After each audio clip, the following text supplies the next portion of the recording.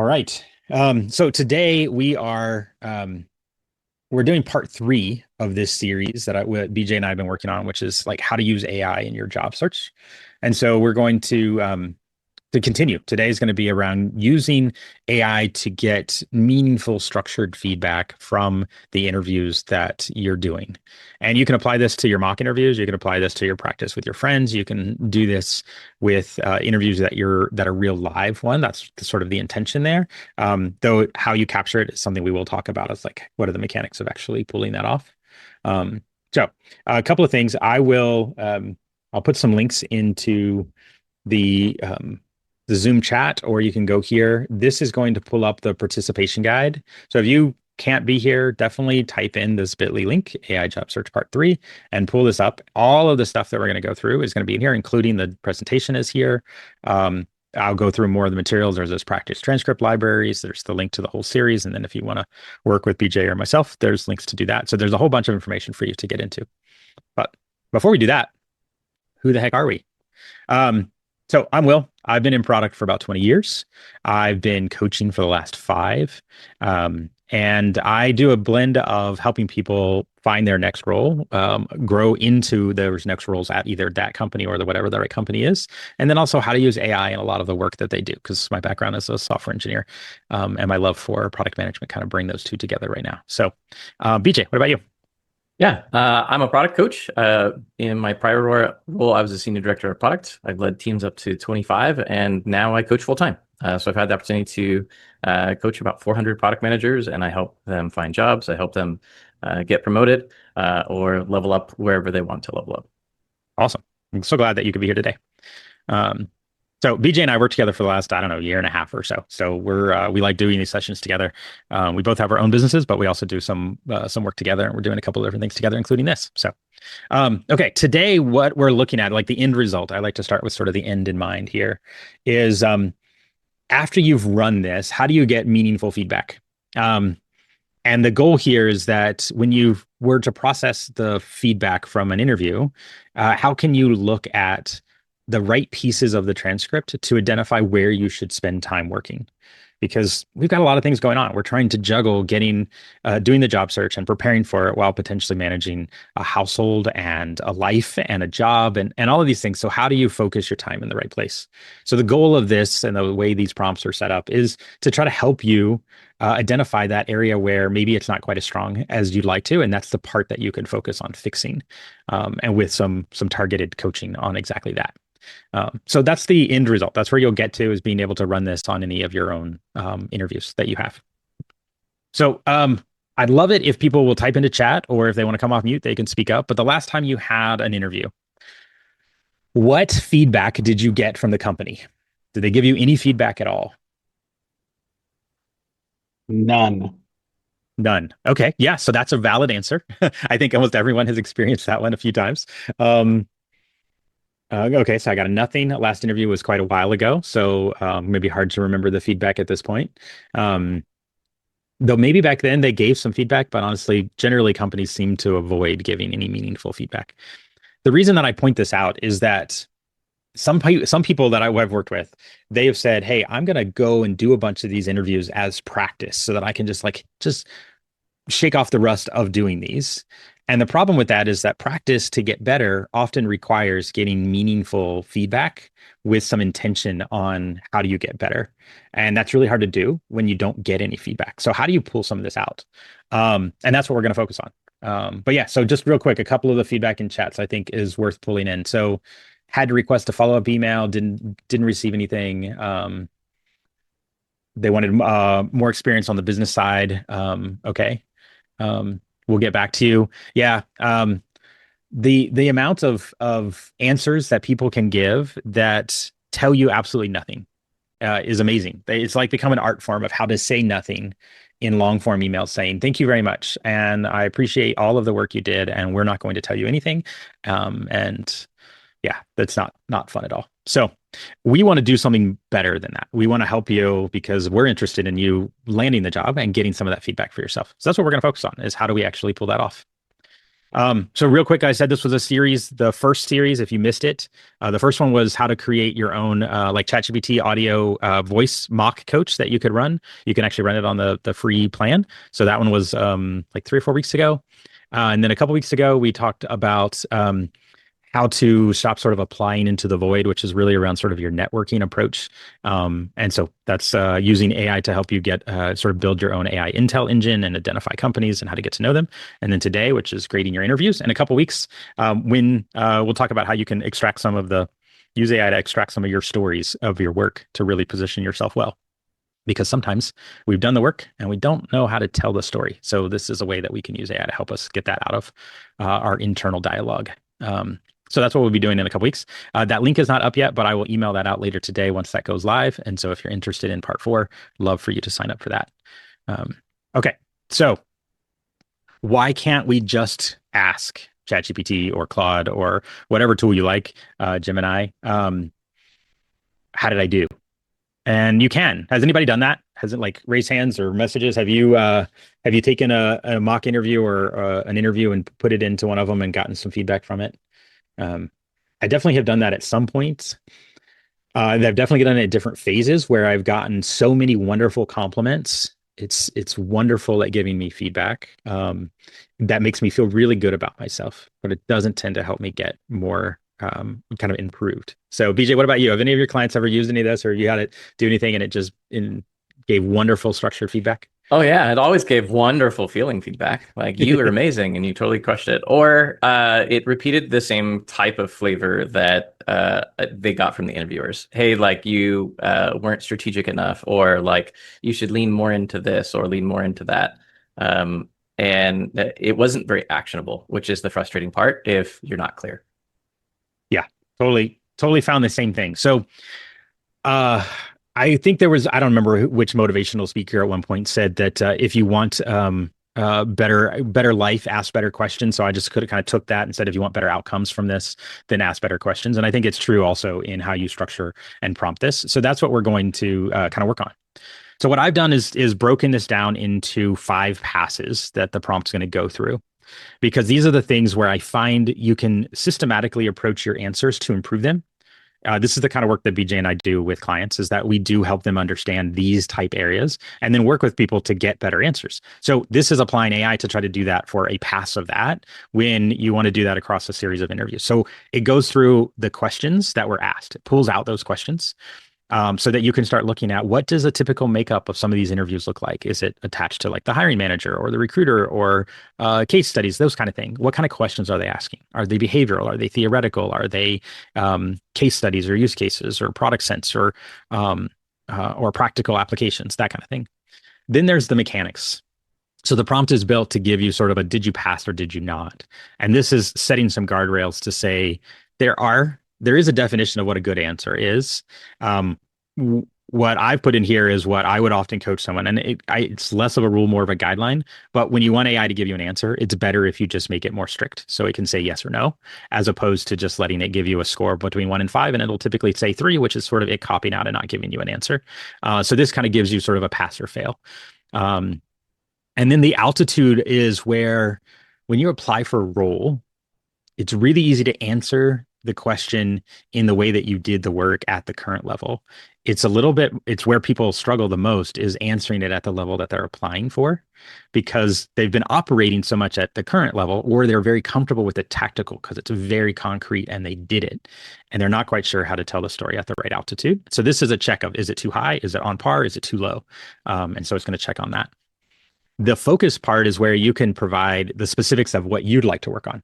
So maybe you have a certain area that you feel weak on, or that don't have the confidence of, like, oh, I don't feel like my numbers are coming across very clearly, or I don't feel like I'm taking ownership. I use a lot of we language. So like I like to tell people in product, we use the royal we because we did this and we did that, but they're not hiring my whole team. They're just looking to hire me, and I need to make it really clear what I did.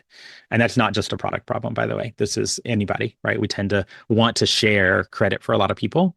And in an interview, you can still do that, but you need to make it clear the impact that you brought. And so that's one of the examples. And then the triage sort of sorts it out of what are your strengths. So keep doing those things. Don't lose them. what are the things that you did just fine? And those are sort of, you can keep doing them, but if you choose to edit them out, whether it's for length or conciseness or clarity, that's totally fine. And then there's the gaps, which are the things that you're missing and you should work on. And it's not going to overload you with the gaps because if you ask AI to like pick it apart, it can create a long list of things looking for perfection. We're not looking for perfection. We're just looking for progress. And so that's what we're going to kind of talk about. Then we're going to actually do this. But yeah, so that's our approach here. BJ, when we think about the first phase, can you talk a little bit about sort of the questions that typically, like, what does the question the interviewer ask that, what does it tell us about what's going on in the interview, particularly sort of maybe some of the follow-up questions when you're answering and they actually ask you the follow-up question? Yeah, you've got some great answers here, even on the screen. I'll go through those and then add a couple more. But if people are asking, "What's your part?" That's the royal we. You weren't showing your impact, and you're focused too much on the team. And I would say this also plays into that level as well, because say, for example, you were a director of product and you're talking about the strategy, but all the execution was handed off. Did you articulate that in a clear way? Did you say, I tasked my team to do this, or I worked with my team? Or did you just say, we did all these things? Next, how did you measure that? This means that you lacked real outcomes. And this can be a dangerous place to be in. A similar question is, what metrics did you use? Or how are you specifically measuring that? How did you get to that number? A good signal here might be you're using percentages instead of dollars, and now they're questioning you. So that could be a bad place to be in. Or they re-asked the question. This is the worst one. This means that you probably lost the plot. When you were answering it, you might not have directly answered specifically what they wanted. You had a story locked in your mind. We've all been there, and we're like, all right, this is my chance to use it. But then they come back and re-ask it.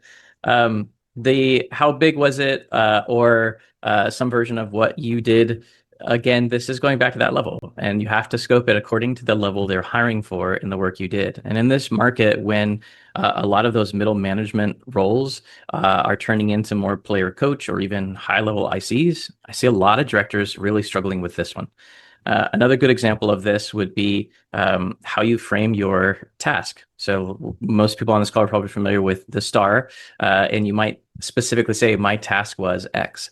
Well, if you are a more senior product manager in this case, we want to actually see your ownership. You weren't just handed something, but you actually helped define the problem. So simply changing your language to my hypothesis could be a different way to level as well. And then what did you give up? This is actually good, and there are some good signals that this will help you identify, but around you need to show your judgment and your product thinking, what trade-offs you made and why you made the decisions that you made. Yeah, that's awesome. One of the things that I find when they're probing for numbers is I find that people are often answering in the form of outputs versus outcomes. I went to these meetings, I launched these number of features, I pushed these things out, I completed task. And when I find that the shifting to what was the outcome of this instead of the output, then it's like I did all of these things to drive a result. My team got better, customer retention was better, revenue went up. Our CSAT scores or NPS or whatever. There's some way to say there's something that mattered to the business, because as much as when you're an employee, you show up, you go to work, you get paid for being there. At some point, if they're not actually moving the business, they have to question, like, are we doing the right things? The business needs to actually generate outcomes, not just outputs. So great. All right. So on the 5 checks, sort of yes or no. So I'll go through some of these and then I'll throw it over to you, BJ, for this as well. So these are things that it's going to check on that are more like yes or no. And now there is an element of the LLM is going to be making some judgment calls. Like, did you answer the question they asked? It's going to make sure that what you shared seems like it actually answered it. So it is making a judgment, but it is going to tell you yes or no. It's going to tell you if you kind of went off from that. Then did you get to the point fast enough? It typically is checking for, did you get there within the first 3 sentences? Or did you spend the first 30 seconds setting the whole thing up before you actually got to what you did? This is one that a lot of people are guilty of. They want to really build the front porch of their story, and they spend all their time there, and they didn't actually get to the substance or meat of it.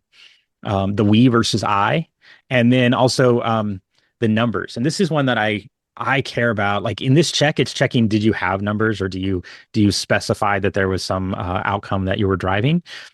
But one thing I want to tell people, because this is a question I get from a lot of people I work with, is I don't remember the exact number. So what do I do about it? I was like, well, the reality is that no one's going to be able to check your numbers because they don't have access to the information at the companies you worked at. That being said, don't just make things up. Make sure that you're using some logical, reasonable estimation, back of the napkin math to get to a number that you're comfortable sharing. And I say this in a few ways. One, if you lie in an interview, it's going to come through in the fact, unless you're really, really good at lying and super comfortable with it, you're not going to likely get away with it because it undermines everything that you're doing there. And the best way to have a great interview is to feel like you belong in that room. And when you start lying about it, you don't really feel like you belong anymore. So don't do that. It's just not Absolutely. going to be good for you. Um, Second, if you don't know your numbers well enough to defend them when people start to poke and prod at it, it gets really uncomfortable. And once again, you don't feel like you belong in the room and the interview kind of goes sideways. So if you're going to claim a number, which you should just make sure that you understand how you got there and that you've kind of gone through and kind of level set that. So this is just going to check if the numbers are there. It's not going to check that you're actually feel comfortable with it, but that's just a caveat. You should definitely be comfortable with those numbers. And then did your answer end on the result, or did it trail off? So we did this numbers, and then we did a couple of other things, and then I made a couple of learnings, and then I was sort of thinking maybe there's like seven other things that maybe I could have done differently. Like, we want to take them to the peak and then celebrate. That's how you want this answer to go. So it's going to try to end for that, or whether or not it trailed off. So that's what it's looking for there. BJ, are there any other mechanics that you think are also worth potentially expanding in here, or what people could look for as well? Yeah, I think we've talked about in several of the previous lessons, even that there are things that AI is really good at and things that it's not. And obviously, this will not be an exhaustive, full understanding of your interview, but it'll do really good at these things. And these are some of the most common problems that Will and I see, which is why they're here. And for these particular things, AI is really good at. But maybe you're taking interviews because you're lacking warmth, or because you're communicating in an odd way, or your facial expressions are not matching what you're saying, or you feel too rigid. It's not going to catch those things. But the key here is that each one of these things, the more we build out these prompts, trying to come up with deterministic and clear, concrete things that AI could do a good job at giving you a yes or a no.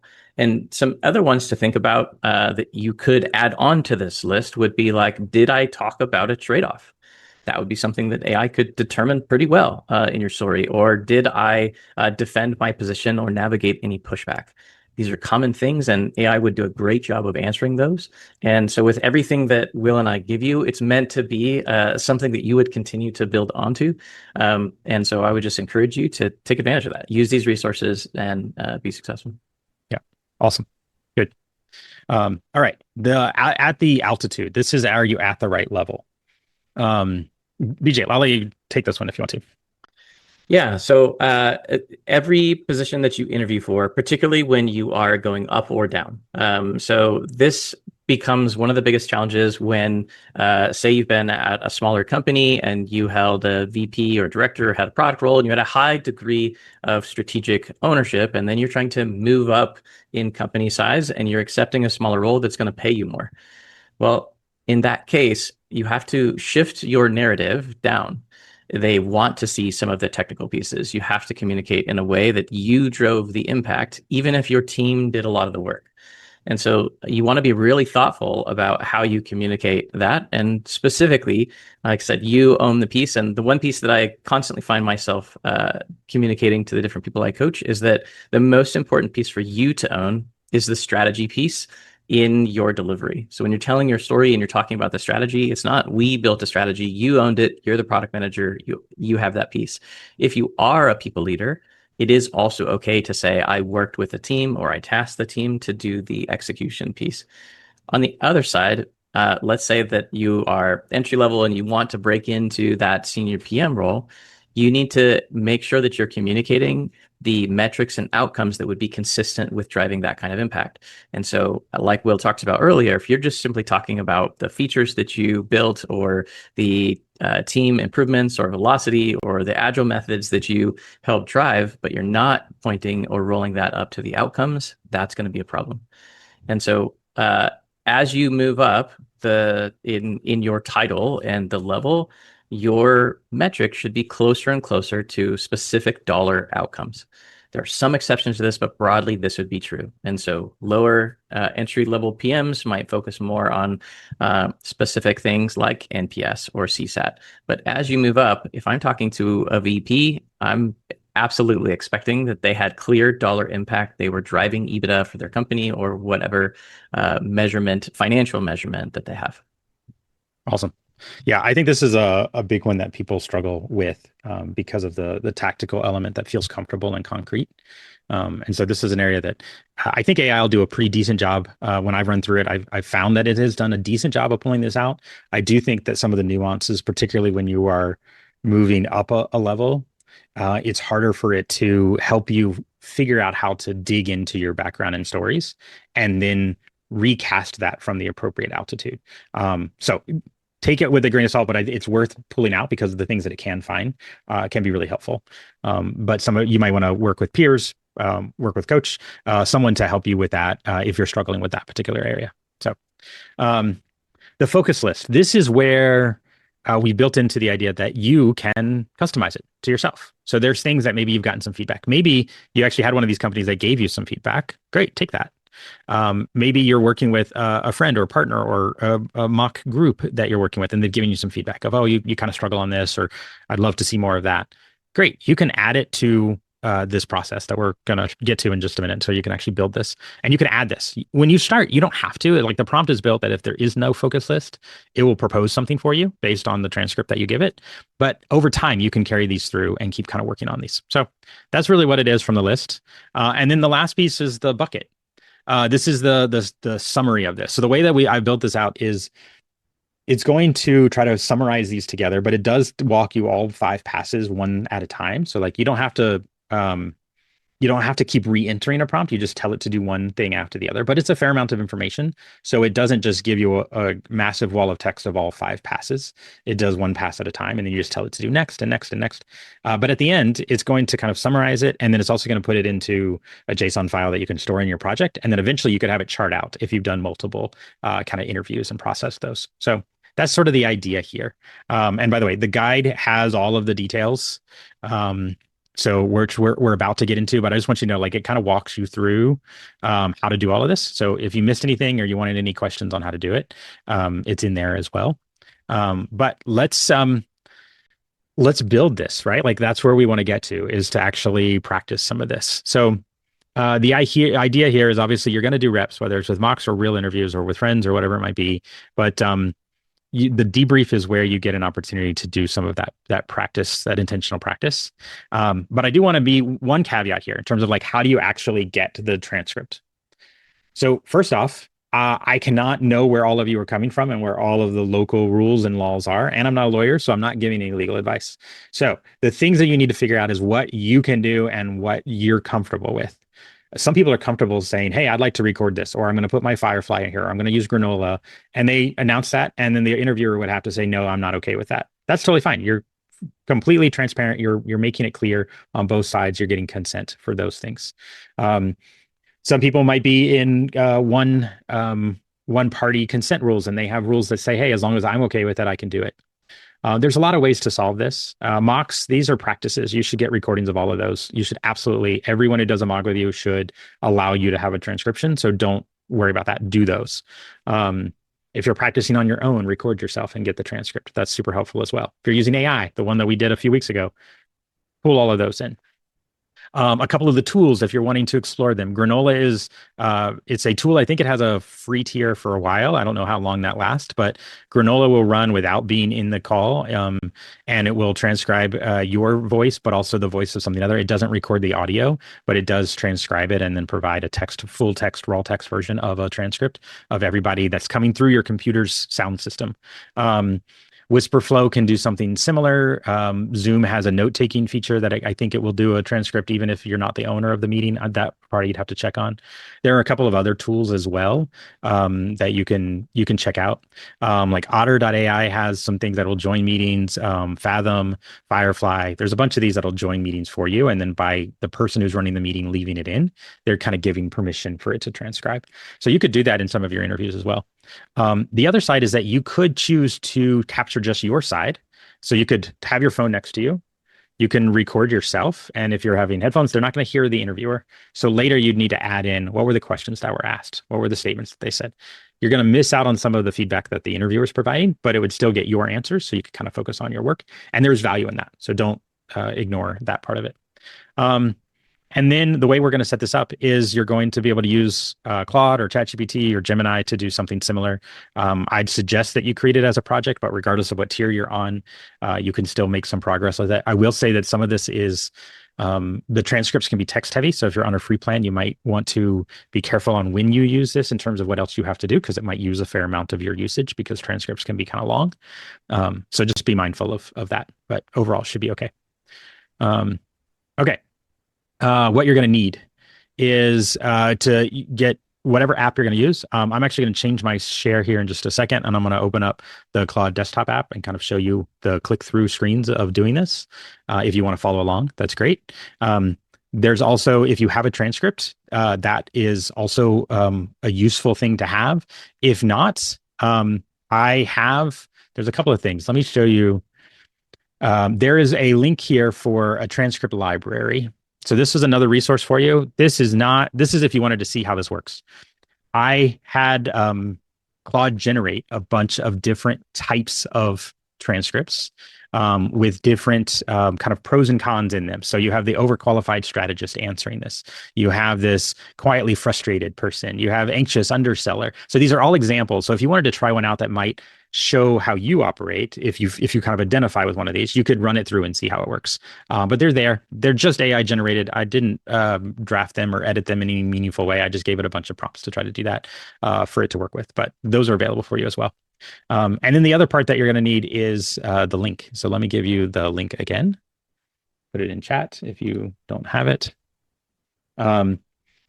And the part that you're going to want to get down to is the actual prompt itself. It's a really long one. So this is the debrief coach here. And you can actually click the copy button and I'll put it on your.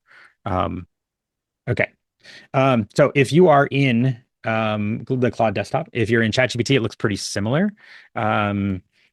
Gemini, I think, is their browser. They have gems. I'm not as familiar with that one, so I couldn't walk you through that one as well. But if anyone is really interested in the Gemini version, hit me up later, and I can probably do a quick loom on how to do that. If you're in the desktop app or in the web version, over on the side, you'll see something that says projects. Can everybody see this? Okay. Sometimes I don't know how the 4K monitors come through. Yeah. Okay. Cool.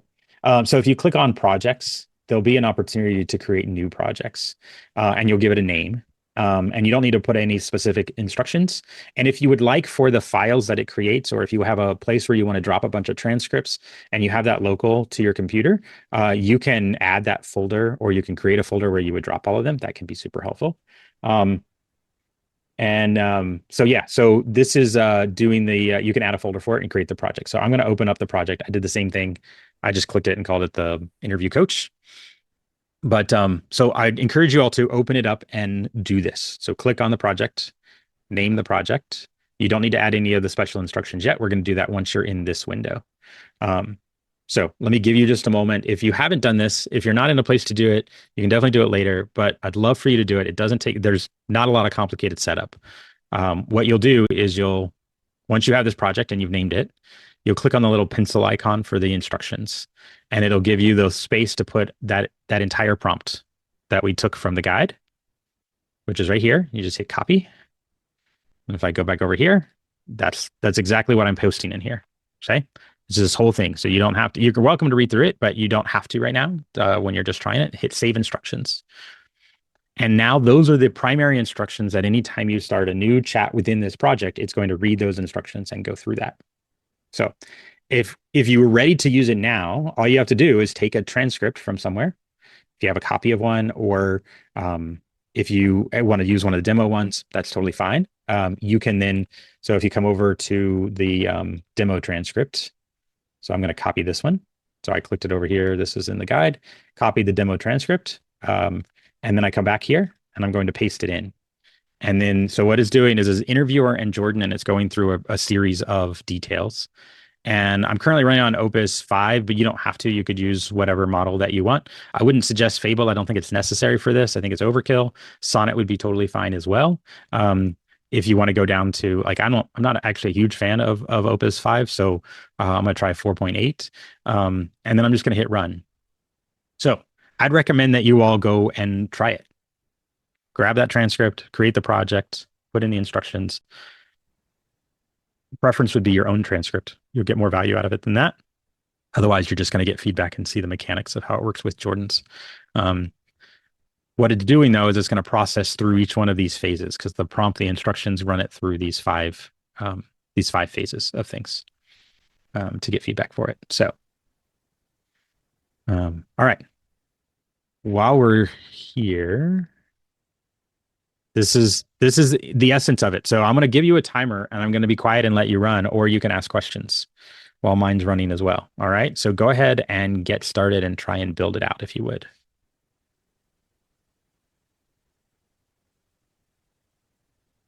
And if anyone has questions, you're welcome to put them into chat or um, come off mute and ask. So for those of you that are running it or getting it set up, I've gotten through pass one of it, and the mechanics of it are just to then do next. If I mean, I could read it, I could ask more questions, but then it'll just go to the next part for pass two. So it phases it out a little bit at a time. It also means that it won't keep running if you're not liking where it's going, or if it has questions, you can answer those before it gets too far into it. So you can see here it broke down question one and then follow-ups one, twos, threes, and fours. And it gave me some guidance on what type of question and follow-up it was.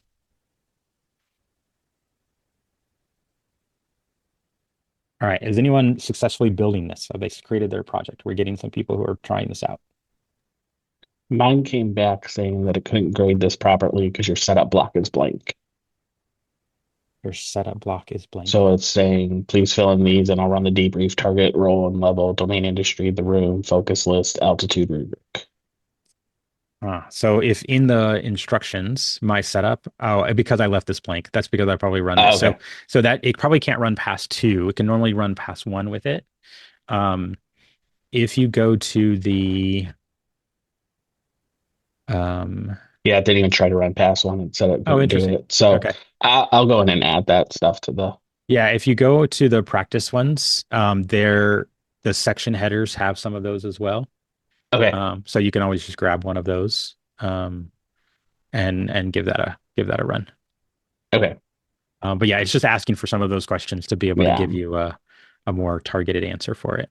And then once in your project, once you have those details, it will be able to know that from time to time. So it'll keep with that. All right. Has anyone else either successfully run or run into any problems? Anything that we need to go over? All right. I can't see most people, so if anybody is making any facial remarks, I can't tell. So I'll keep running through, but if you wanted to adjust it, one of the things you can add into the project are some of the specific things that you want it to work on. Though if you do get through pass four and you, at least the couple of the times that I've run it in brand new setups or new projects, if you didn't provide it a list, it proposed some things and you could tell it to kind of like save that or add that to the project. And so that's an option where it will generate that and you can have it saved to the project within Claude.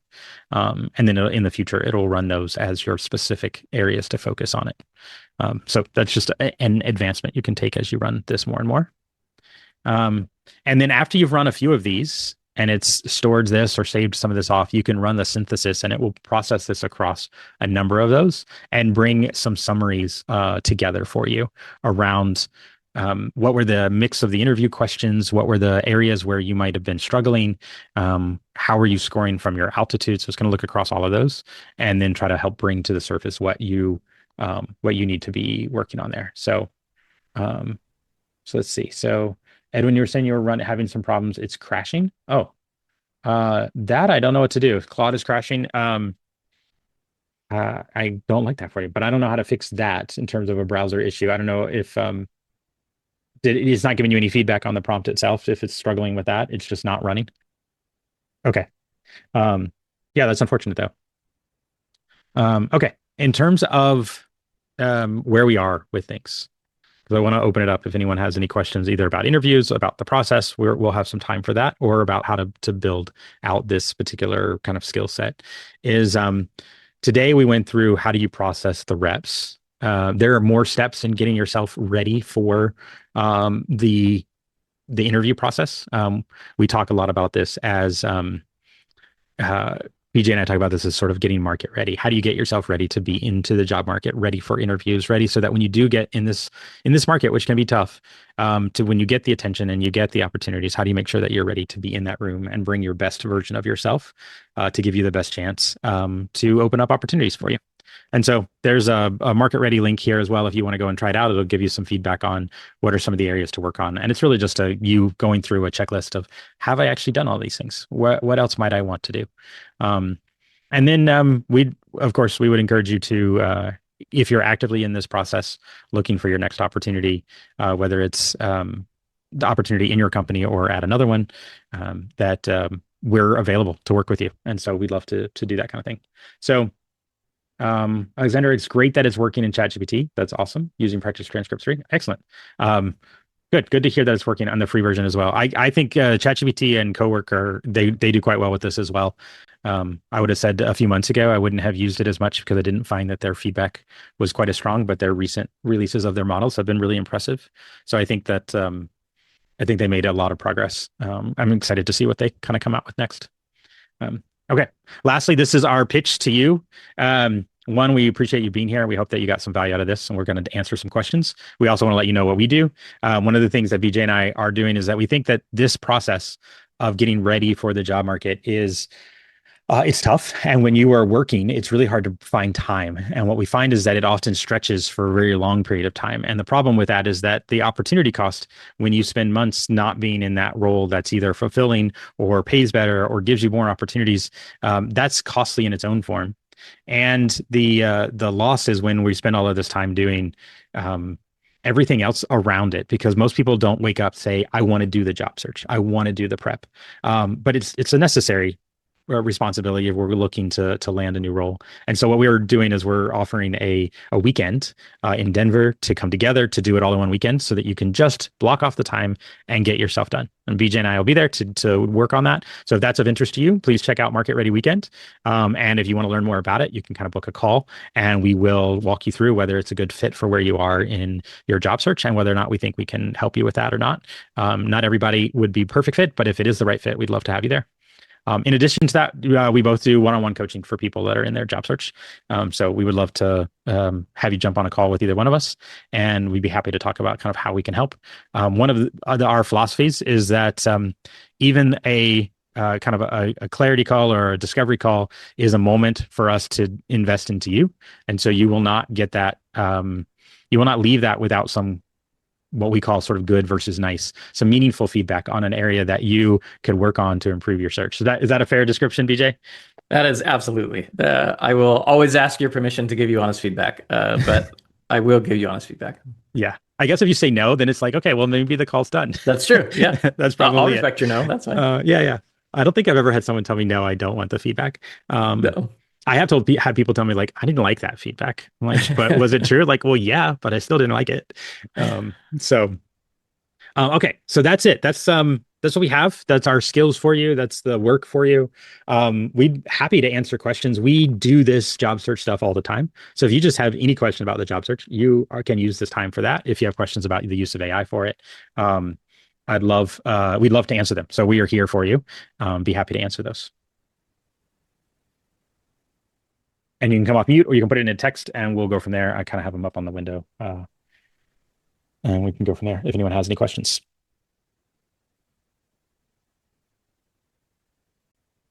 Alexander, I'm sorry that you're out of uses. Yeah, it can use a lot of your tokens on the free plan. Gemini's pretty broad with that as well, so you can try that. So I have a question. Yeah, please. So I've been noticing how critical it is to be super focused on the company's problem. Not talk about the experience I had, but the experience they want to talk about. Where would I put, for instance, right now when I'm reviewing myself, I put like the job post in so that my Claude has a little bit more context. Where would you suggest that I put in some of the information that as I go through interviews, I hear things and I go, oh, I got to remember the hiring manager said this was his, oh yeah, the recruiter said this. Where would you suggest I put that into your project? Yeah, so I think I would alter the setup a little bit. Is I would probably create a project almost per company, and I would load in the job posting that you applied for, and then you could load this as an additional set of instructions within that if you wanted to, or you could just add it as a document that you could reference, and you can tell it to like, okay, read this, and then we're going to process the interview at this point. But that way you could load in the job postings, and I would probably start with based on the job description and doing research on the company. Either have Claude go out and do the research, which it can do. Don't do that on the free plan. It will use up a ton of your time because it's going out and doing web searches, and the tool use gets pretty expensive. But if you're on a paid plan, you'll have a bit more flexibility, and have it do some of the research of like future opportunities in this space. And the more that you can narrow that space down, the better response it'll get back. And those become reference information about what it is. And then I would maybe alter the prompt a little bit. In terms of the prompt, when you're looking at, so if we look at the substance of the prompt. So pass one is just the kind of the structure of the questions. Mechanics are sort of yes and no. The answering the question, that's where you could potentially add, make a change here. Did I answer it? Did this answer align with what the job posting is and the problems that the company has? That would be one place. The other would be in place 4.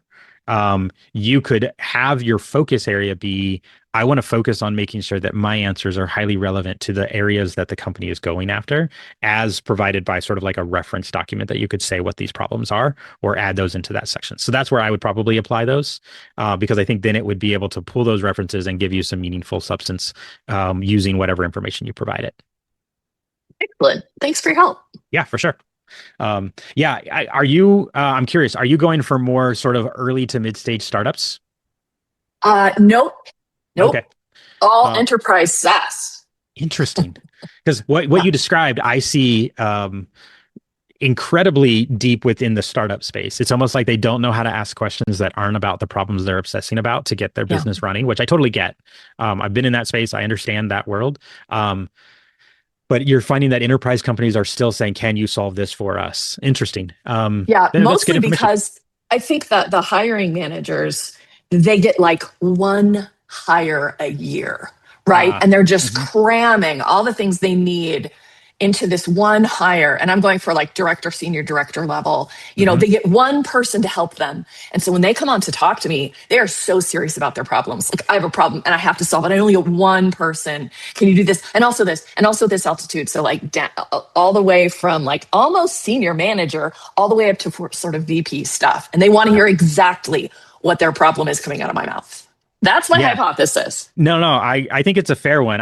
It's interesting. There was, the trend that I'm seeing it's one where BJ, you and I have talked about this a couple of times, is that we've coached people to say, right now, a lot of the answers are people want people to be very specific and having done the exact problem. Yeah. I see that. And I think that there's a lot of value in being able to do that. Then what I'm also seeing is like, as companies that are starting to understand that there's a lot of problems they're trying to solve that people have never done before. So they're now looking for, do you have the aptitude for handling change, and how do you have a system for approaching that, which in some ways falls a little bit more into how the generalists have been working for so long. But I've not seen either of those sides really tell the story well. And I think the good version of that story is, I understand your problem from what you said, and here's how I've approached similar type problems and how you become the burden gets on you to map how what you do makes their life better. And they really need you to customize it, because it's almost like they've forgotten how to think about how someone would fit into the roles. Maybe this is the curse of AI, is they've actually just put all of their thinking on the AI side right now. So who knows? I don't think many people spend time thinking about how I might judge if this is happening, right? Like, that's a really advanced thing to think about. And now that companies are so lean, you've got many managers who've never been trained to be a manager. So first of all, they're coming from I did a thing really well, and then they promoted me and suddenly I'm a director.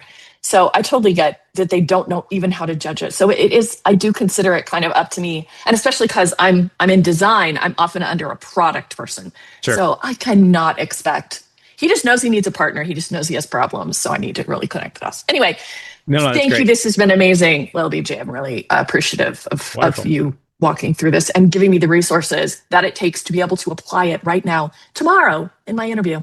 Love Good. that. Well, good. Go get it. And best of luck. Yeah. Thank you. That's awesome. Yeah, no, this is great. Y'all have been wonderful. I'm so glad to have you here. Let's see. There was a couple of questions. Is there a difference in how we utilize AI tools to prepare for an AI interview versus traditional human interviews? Interesting question. Not necessarily. The AI interview bots are still looking for similar things. You can still approach it. The difference is that there's things that they don't really judge. So as far as I haven't seen any that are particularly good at judging some of the things that humans will judge. So that's really about the delivery of the story. That's the part that still is true universally. It's just that you're going to have a harder time winning over an AI by being really good at the first 2 minutes. So one of the things that BJ and I talk with people a lot about is the first 2 minutes of your interview with the person sets the tone and the likely outcome of things. And what we mean by that is that the psychology of an interview is that people make a lot of their decisions about whether you're a good fit for a role in the first 30 seconds to 2 minutes. And then they spend the rest of the interview looking for evidence that they're right, because people don't like to be wrong. And it stinks that that's the case, because you could struggle in that first 2 minutes. But getting that first 2 minutes nailed can make a big difference in sort of the outcome of things. BJ, you found similar things, right? 100%. In fact, if you can pattern match and position yourself directly to the role within the first 30 seconds, you can see, and I've even had several clients say, wow, their interviewer is like, wow, you're the unicorn. They've said those words out loud to them, and then through the rest of the interview, just continue to confirm their own initial judgment and bias, which is the exact position you want to be, versus them deciding, oh, this person's not a good fit, and then dismissing very valid cases where you might have been a good fit. Yeah. I mean, I think what Sky was saying was so accurate, is that a lot of interviewers don't actually have any idea how to do this well. So I worked at Indeed for a while. I got to work with an amazing behavioral scientist. She taught me a ton about the practices of what makes a good interviewing practice. I was working in a product space where we were actually doing hiring for other companies. So we got to look at a lot of companies and their practices and try to build good practices for them.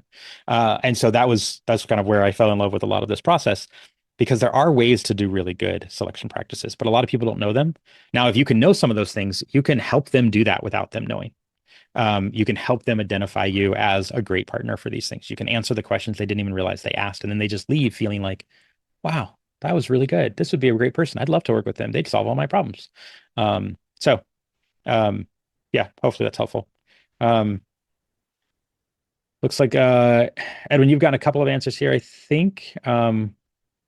The other thing that I don't have any copy and paste for ways to do this, but if y'all haven't done any of the specific, you can ask ChatGPT or Claude to help with this as well. But there are ways to ask to do a Google search that does specific site domains to find things like there are jobs that are posted on Lever or on I don't love the Workday ones, but there's a whole bunch of the different sites that like Greenhouse would have them and whatnot, where these jobs are posted, and you can find the actual listings, and you can add some certain kind of Boolean or filter criteria into your own, and you can ask Claude or ChatGPT to kind of build out some of those searches for you to identify jobs, and then you do bookmark those, and you can run them once a week or each day or that kind of stuff.